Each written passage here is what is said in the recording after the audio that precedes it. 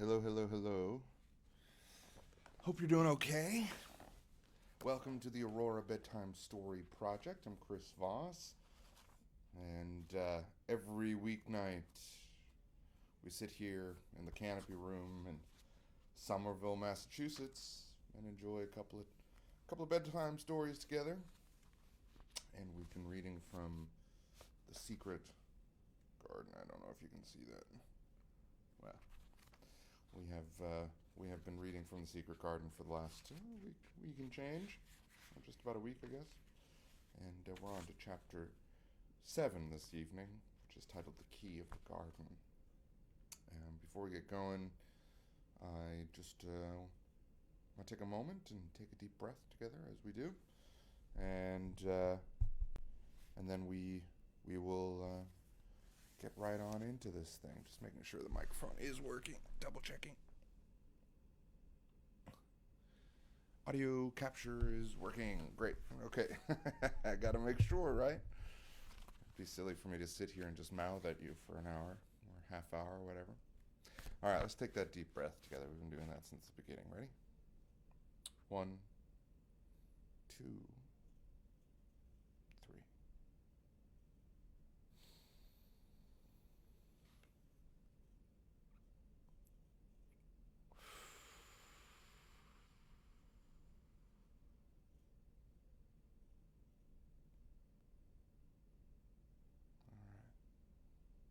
Welcome in.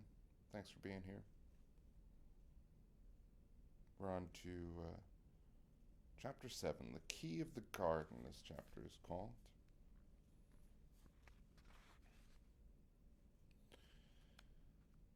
2 days after this, when Mary opened her eyes, she sat upright in bed immediately and called to Martha. Just reminding myself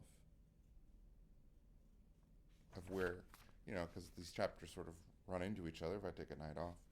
But yeah, Mary had just been locked up in her room for wandering around and exploring the house. So that's what this is referring to.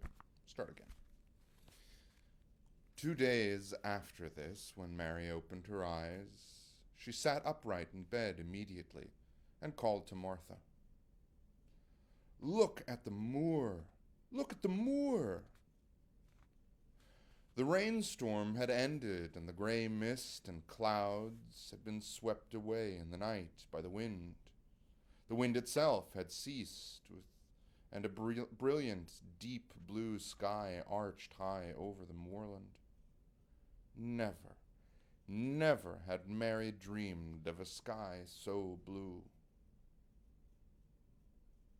In India, skies were hot and blazing. This was a deep, cool blue, which almost seemed to sparkle like the waters of some lovely, bottomless lake.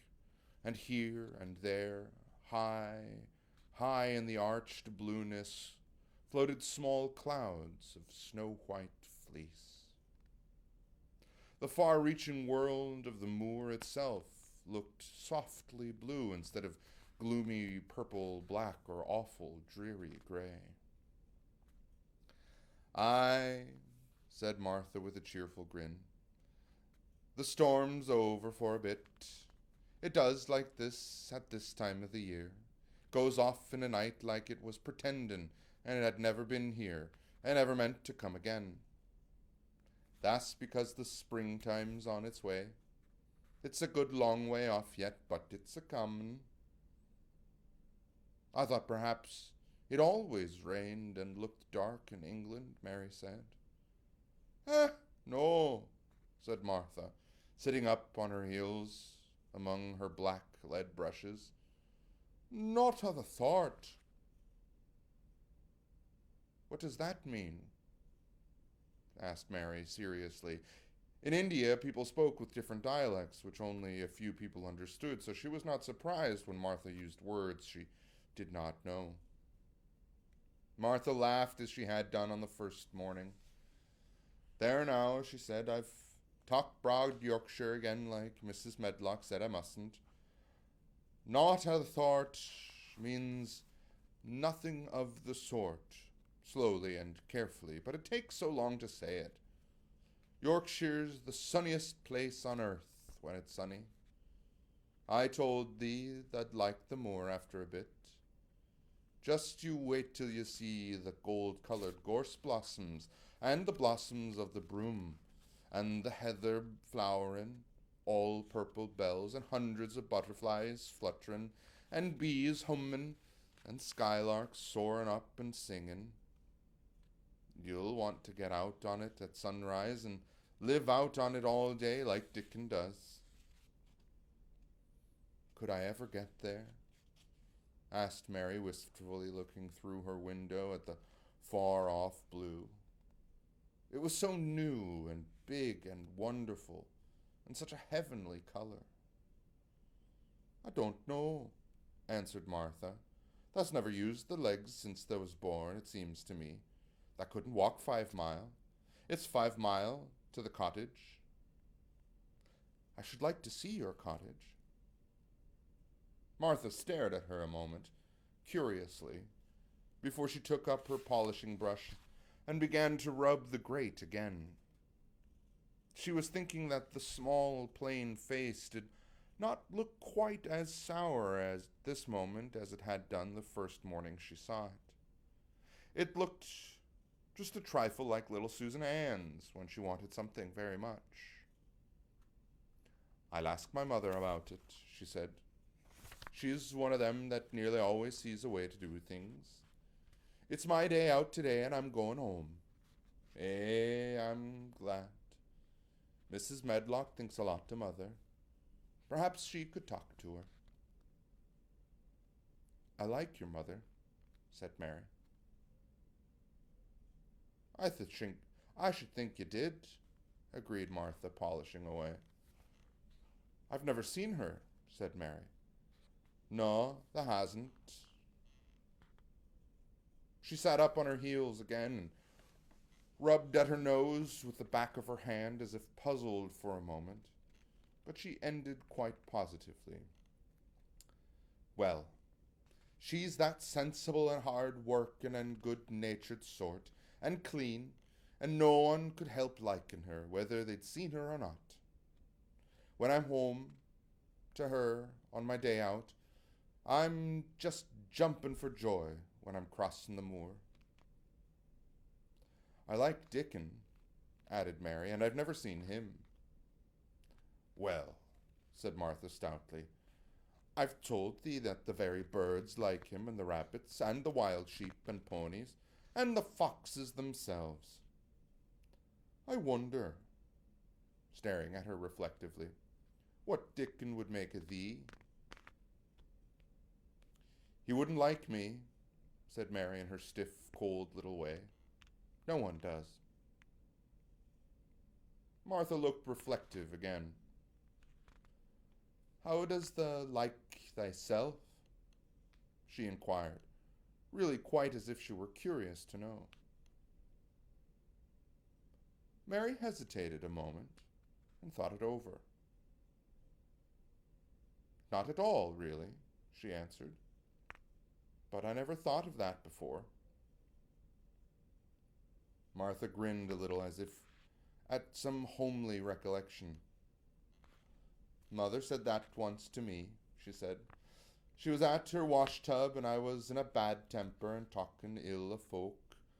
And she turns round on me and she says, the young vixen, there that stands saying that doesn't like this one and that doesn't like that one. How does thou like thyself? It made me laugh, and it brought me to my senses in a minute. She went away in high spirits as soon as she had given Mary her breakfast. She was going to walk 5 miles across the moor to the cottage, and she was going to help her mother with the washing and to do the week's baking and enjoy herself thoroughly. Mary felt lonelier than ever when she knew she was no longer in the house. So she went into the garden as quickly as possible, and the first thing she did was to run round and round the fountain flower garden 10 times. She counted the times carefully, and when she had finished, she felt in better spirits. The sunshine made the whole place look different. The high, deep blue sky arched over Misselthwaite, as well as over the moor, and she kept lifting her face and looking up into it, trying to imagine what it would be like to lie down on one of the little snow-white clouds and float about. She went into the first kitchen garden and found Ben Weatherstaff working there with two other gardeners. The change in the weather seemed to have done him good. He spoke to her on his own accord. "Springtime's comin'," he said. "Can I smell it?" Mary sniffed and thought she could. "I smell something nice and fresh and damp," she said. "That's the good rich earth," he answered, digging away.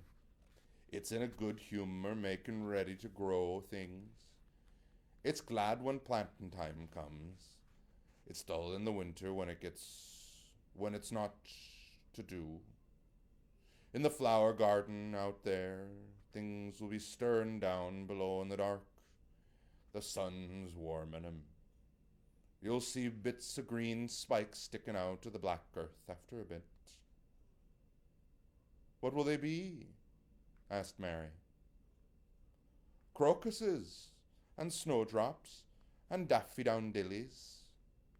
Has thou never seen them?" "No. Everything is hot and wet and green after it rains in India," said Mary. "And I think things grow up in a night."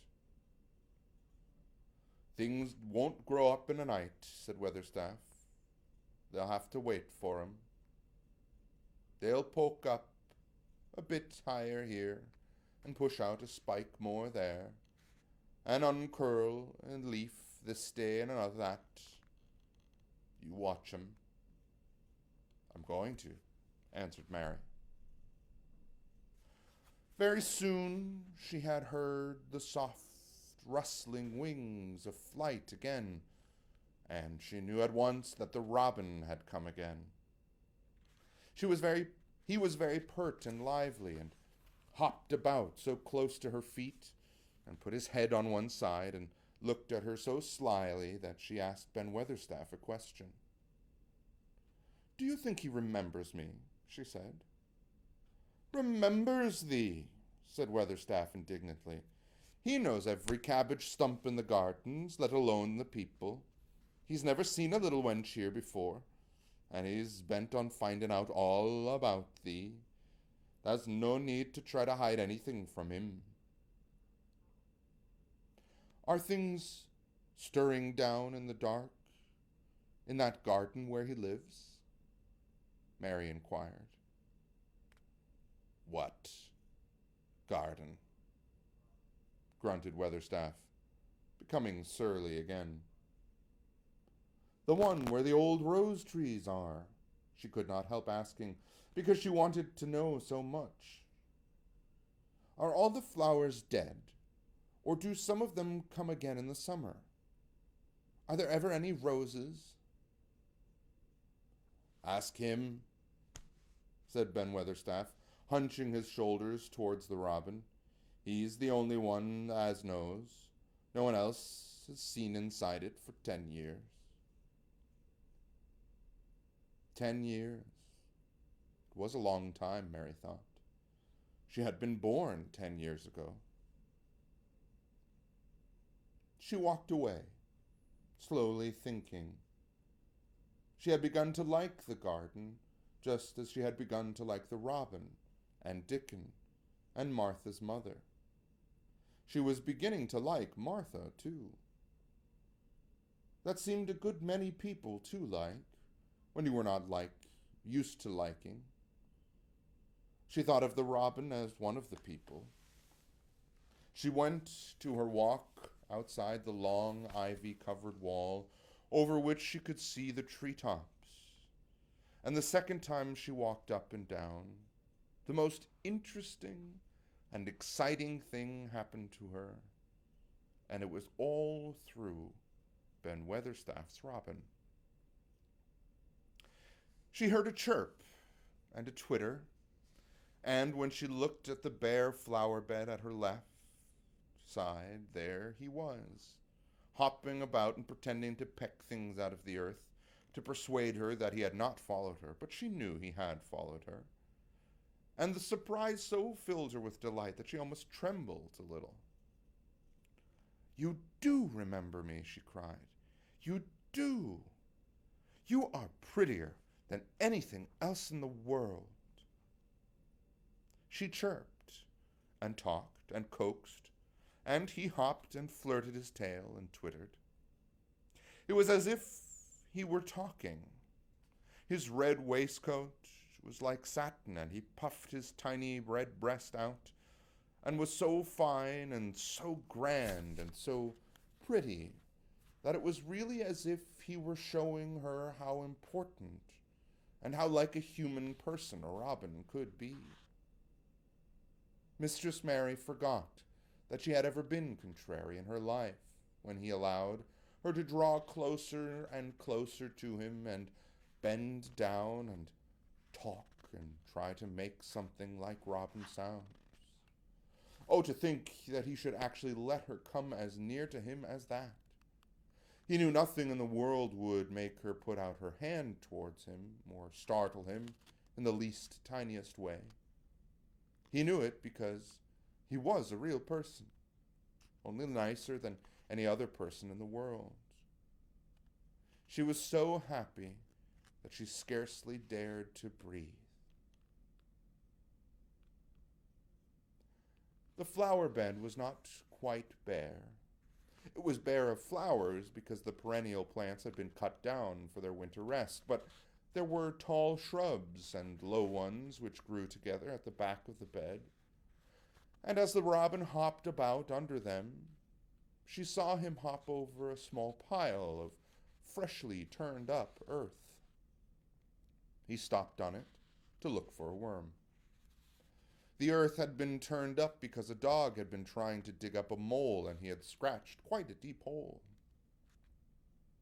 Mary looked at it, not really knowing why the hole was there. And as she looked, she saw something almost buried in the newly turned soil. It was something like a ring of rusty iron or brass. And when the robin flew up into a tree nearby, she put her hand out and picked the ring up. It was more than a ring, however. It was an old key, which looked as if it had been buried a long time. Mistress Mary stood up and looked at it with an almost frightened face as it hung from her finger. "Perhaps it has been buried for 10 years, she said in a whisper. "Perhaps it is the key to the garden."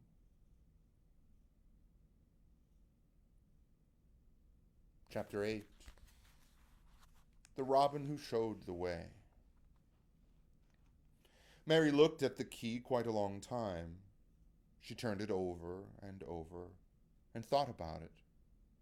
As I have said before, she was not a child who had been trained to ask permission or consult her elders about things. All she thought about the key was that if it was the key to the closed garden, and she could find out where the door was, she could perhaps open it and see what was inside the walls, and what had happened to the old rose trees. It was because it had been shut up so long that she wanted to see it. It seemed as if it must be different from other places, and that something strange must have happened to it during 10 years. Besides that, if she liked it, she could go into it every day and shut the door behind her.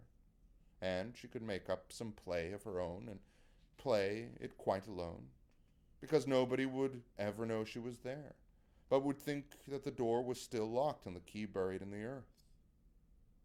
The thought of that pleased her very much.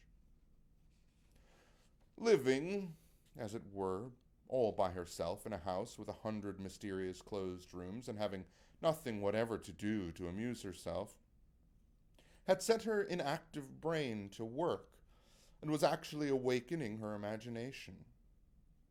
There is no doubt that the fresh, strong, pure air from the moor had a great deal to do with it. Just as it had given her an appetite, and fighting with the wind had stirred her blood, so the same things had stirred her mind. In India, she had always been too hot and languid and weak to care much about anything. But in this place, she was beginning to care and to want to do new things. Already she felt less contrary, though she did not know why. She put the key in her pocket and walked up and down her walk. No one but herself ever seemed to come there, so she could walk slowly and look at the wall, or rather at the ivy growing on it. The ivy was a baffling thing. Howsoever carefully she looked, she could see nothing but thickly growing, glossy, dark green leaves. She was very much disappointed. Something of her contrariness came back to her as she paced the wall and looked over it at the tree-tops inside. It seemed so silly, she said to herself, to be so near it and not be able to get in. She took the key in her pocket when she went back to the house, and she made up her mind that she would always carry it with her when she went out, so that if she ever would find the hidden door, she would be ready. Mrs. Medlock had allowed Martha to sleep all night at the cottage, but she was back at her work in the morning with cheeks redder than ever and in the best of spirits. I got up at 4 in the morning, she said. It was pretty on the moor, and with the birds getting up and the rabbits scampering about in the sunshine. I didn't walk all the way. A man gave me a ride in his cart, and I can tell you, I did enjoy myself. She was full of stories of the delights of her day out. Her mother had been glad to see her, and they had got the baking and the washing all out of the way. She had even made each of the children a dough cake with a bit of brown sugar in it. I had 'em all piping hot when they came in from playing on the moor, and the cottage all smelt o' nice, clean, hot bacon, and there was a good fire, and they was shouted for joy. Our Dickon, he said our cottage was good enough for a king to live in. In the evening they had all sat round the fire, and Martha and her mother had sewed patches on torn clothes and mended stockings, and Martha had told them about the little girl who had come from India and who had been waited on all her life, and who didn't know how to put on her own stockings. They did like to hear about you, said Martha. They wanted to know all about the ship you came in. I couldn't tell them enough.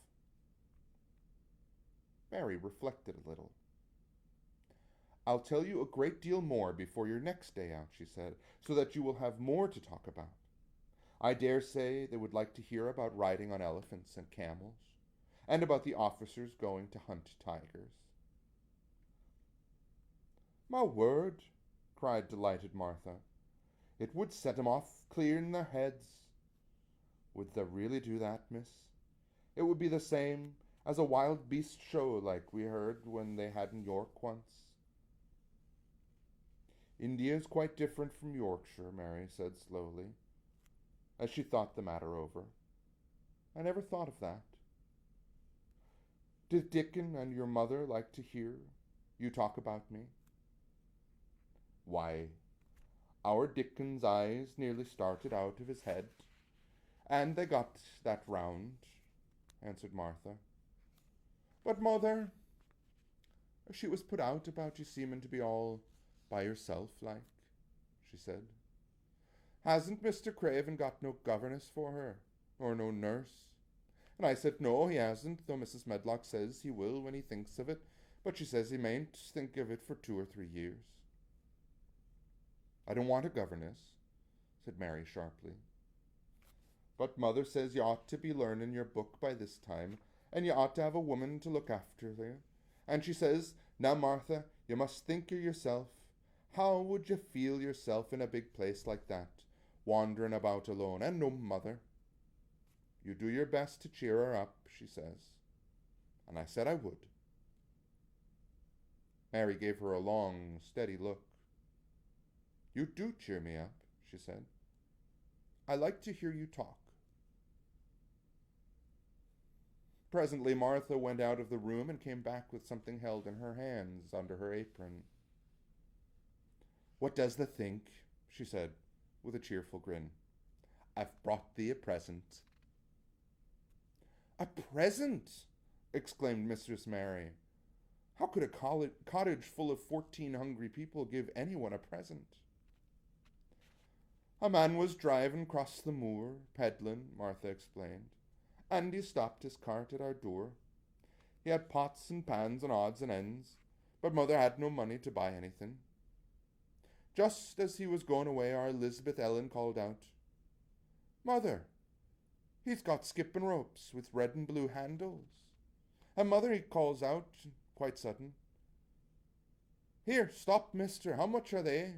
He says. 2d. And Mother, she began fumbling in her pocket, and she says to me, Martha, there's brought thee thy wages like a good lass, and I've got 4 places to put every penny, but I'm just going to make 2d out of it and buy that child a skipping rope. And she's bought one. And here it is. She brought it out from under her apron and exhibited it quite proudly. It was a strong, slender rope with a striped red and blue handle at each end. But Mary Lennox had never seen a skipping rope before. She gazed at it with a mystified expression. What is it for? She asked curiously. For? Cried Martha. Does that mean that they've not got skipping ropes in India for all they've got elephants and tigers and camels? Just watch me. And she ran into the middle of the room and, taking a handle in each hand, began to skip and skip and skip, while Mary turned in her chair to stare at her, and the queer faces in the old portraits seemed to stare at her too, and wonder what on earth this common little cottager had the impudence to be doing under their very noses. But Martha did not seem to see them. The interest and curiosity in Mistress Mary's face delighted her, and she went on skipping and counted as she skipped until she had reached 100. I could skip longer than that, she said when she stopped. I've skipped as much as 500 when I was 12, but I wasn't as fat then as I am now, and I was in practice. Mary got up from her chair, beginning to feel excited herself. It looks nice, she said. Your mother is a kind woman. Do you think I could ever skip like that? You just try it, urged Martha, handing her the skipping rope. You can't skip to 100 at first, but if you practice, you'll mount up. That's what Mother said. She says nothing will do her more good than skipping rope. It's the sensiblest toy a child can have. Let her play out in the fresh air skipping, and it'll stretch her legs and arms and give her some strength in 'em. It was plain that there was not a great deal of strength in Mistress Mary's arms and legs when she first began to skip. She was not very clever at it, but she liked it so much that she did not want to stop. Put on the things and run out and skip outdoors, said Martha. Mother said I must tell you to keep out of doors as much as you could, even when it rains and a bit, so as you wrap up warm. Mary put on her coat and hat and took her skipping rope over her arm. She opened the door to go out, and then suddenly thought of something and turned back rather slowly. Martha, they were your wages. It was your 2d, really. Thank you. She said it stiffly because she was not used to thanking people or noticing that they did things for her. "Thank you," she said, and held out her hand because she did not know what else to do. Martha gave her hand a clumsy little shake, as if she was not accustomed to do this sort of thing either. Then she laughed. "Ah, thou art a queer old womanish thing," she said. "If there's been our Elizabeth Ellen that had given me a kiss." Mary looked stiffer than ever. "Do you want me to kiss you?" Martha laughed again. "Nay, not me," she answered. "If thou was different, perhaps thou'd want to the self, but thou isn't. Run off outside and play with the rope."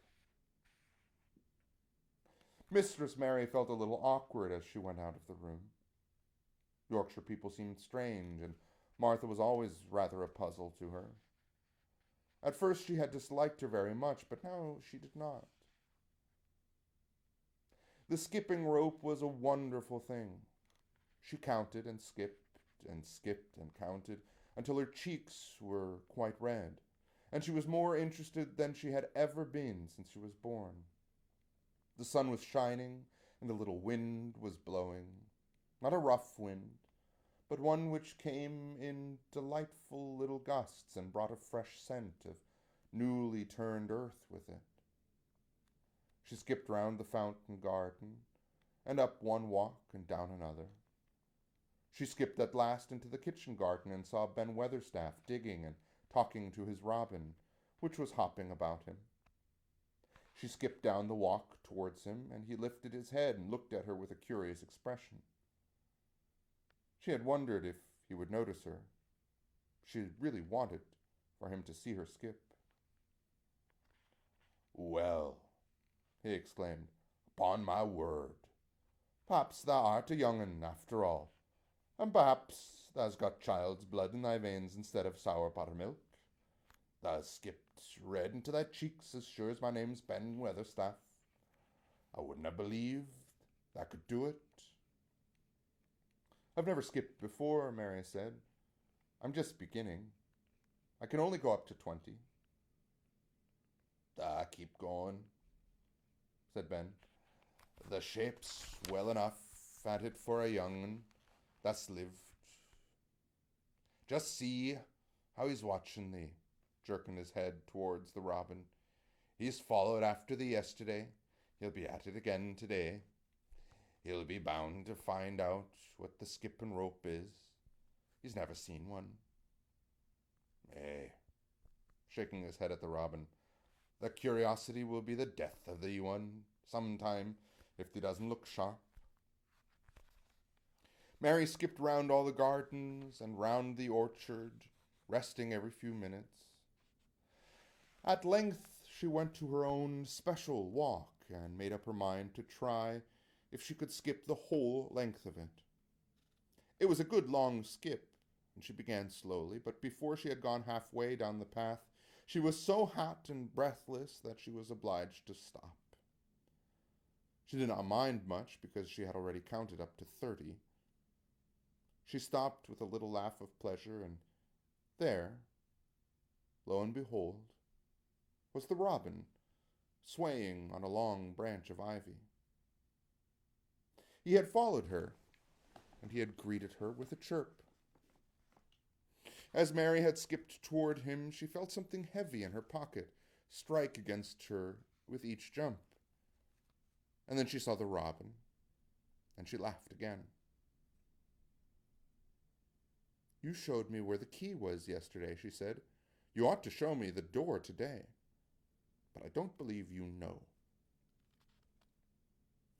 The robin flew from his swinging spray of ivy onto the top of the wall, and he opened his beak and sang a loud, lovely trill merely to show off.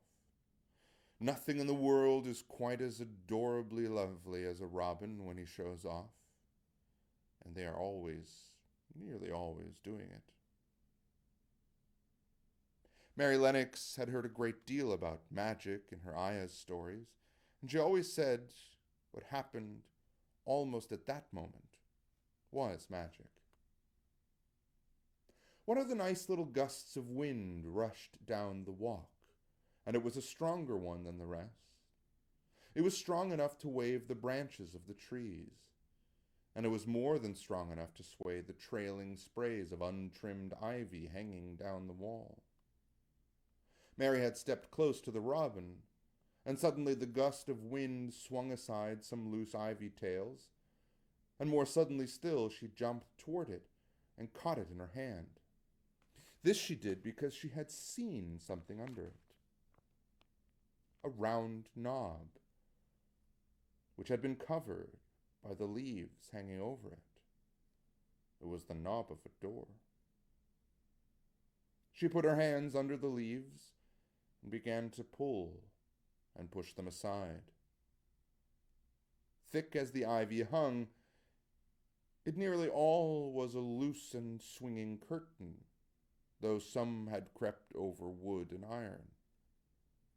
Mary's heart began to thump, and her hands to shake a little in her delight and excitement. The robin kept singing and twittering away and tilting his head on one side, as if he were as excited as she was.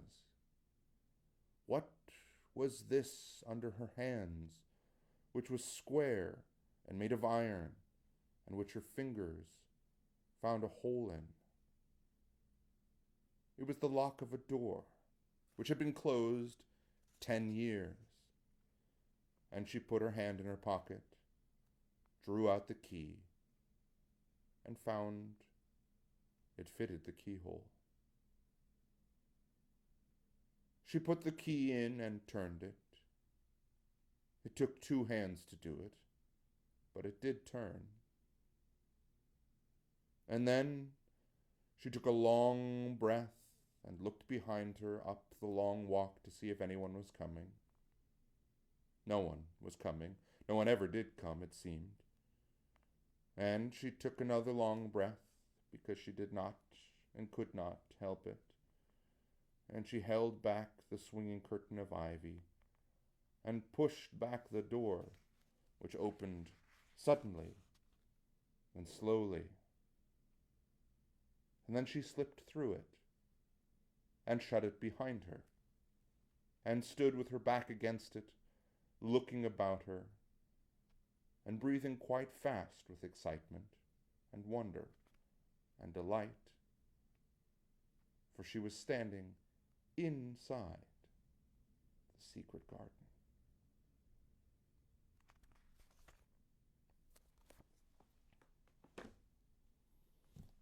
There we go. It's exciting, I think. It's a good chapter, for sure. And nice as spring is coming our way, too, to have all those descriptions of spring and so forth. Thank you so much for joining me tonight. Hope you'll forgive the whatever accent I'm doing for Martha. It's certainly not Yorkshire. It's like a bad Welsh-Irish mix with just American. But it's funny how Burnett has written out the accent in some ways, so I'm just trying to follow along with whatever it is she has written, and who knows if it's in any way accurate. I know it's definitely not, but it's something, and I'm having fun with it, and I hope you're having fun with it as well, and hope you're enjoying this later bedtime for the stories as well. Thank you so much for coming tonight, and thank you, as always, to Leah Pringle of the Canopy Room for letting me stream from here, and to you for watching, and to Shirley Hunt in particular for the music that she has played and arranged, and for the friendship as well. It's lovely. I hope you have a great night. We'll be back tomorrow and find out a little bit more about what is inside that garden. And until then, from this cozy little reading nook here at Canopy to wherever it is you are, sleep well.